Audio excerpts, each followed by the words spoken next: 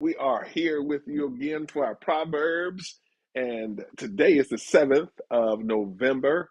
Can you believe it? It is November, and we want to share with you a proverb today from Proverbs chapter 7. Now tonight, if you look at my caption there, and if this is the first time you swung by here, this is a channel that has all sorts of kinds of spiritual content. On Tuesdays, there's content as it relates to the Proverbs. Proverbs are wise sayings by the wisest man who ever lived, whose name is Solomon. And we just on Tuesday nights just unpack a proverb or two, because I believe a proverb a day just might keep sin, evil, wickedness, and the devil away. But it certainly will make you wiser. And so if you come by our channel, look, hang in there for a minute. It's just going to be about 6 minutes, and track with us and see how you like it. If you like it, subscribe, hit that thumbs up. Our goal, my goal for 2023 was to reach 500 people. Not a lot, but just 500 people. We're so close. And so if you're here and you just happen to jump by and you want to help somebody, help me make this goal by reaching 500 by just subscribing, hitting the thumbs up, getting the content, and walking with us. Today's proverb in Proverbs chapter 7 is coming from this line of reasoning here. And I'm going to begin at verse number 7. I've entitled this one Twilight. No, we're not going to be talking about the series Twilight, but I want to emphasize Twilight. It says, "And I've seen among the simple, I have perceived among the youths a young man lacking sense, passing along the street near her corner, taking the road to her house in the twilight, in the evening, at the time of night and darkness." And I want to read verse 10 so that you can see who we're talking about, because I don't want you guys to miss it. "And behold, the woman meets him dressed as a prostitute, wily of heart. She is loud and wayward. Her feet do not stay at home." All right, I'm going to stop right there. And in the twilight, in the evening, at the time of night and darkness. So, some of you, I'm in a generation X. I'm in that generation where you just slightly entering into my generation. You had that song "Freaks Come Out at Night." Um, and so this proverb is pretty much saying freaks come out at night. I mean, hey, it's there. It's in the text. It's in the biblical content to help us, particularly in this context where it's driven as men. But certainly in this day and time, all of us need to be leery. I want to highlight that it's undercover, under the cover of darkness, under the cover of the night.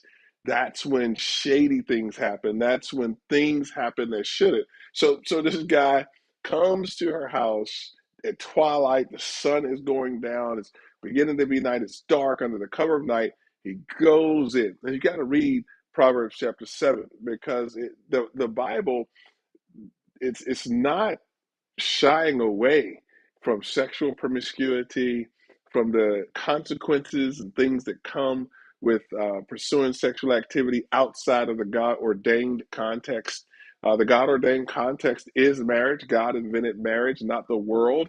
God invented sex, believe it or not the world. It wasn't the world's idea, it was God's idea, so that man and woman could procreate, fill the earth, multiply, and to subdue it, to be fruitful. The command was given in Genesis, and to multiply. And we know that because we're separated from God, the God who loves us passionately and desperately, because we're separated from Him, we're trying to find our way in this life.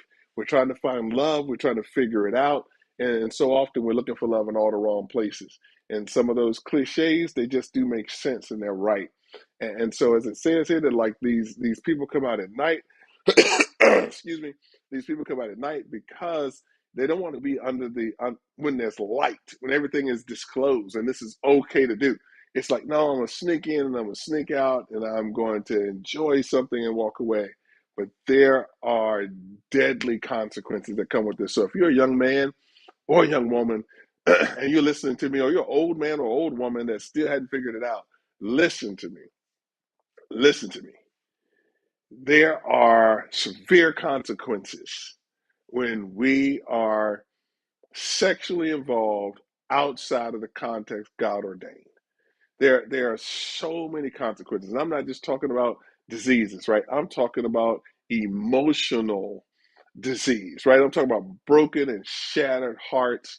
I'm talking about just all these things, and think about it. When we do it, we almost know it's wrong. Like you know it's wrong when you're doing it late at night. I mean, come on, I was not saved all my life, so we understand what that late night call is and what it means. And we just shouldn't be those people. If I'm talking to anybody that's a believer, anybody that's a follower of Jesus, we just can't be those people that put ourselves in places where that's possible. Like it shouldn't even be possible.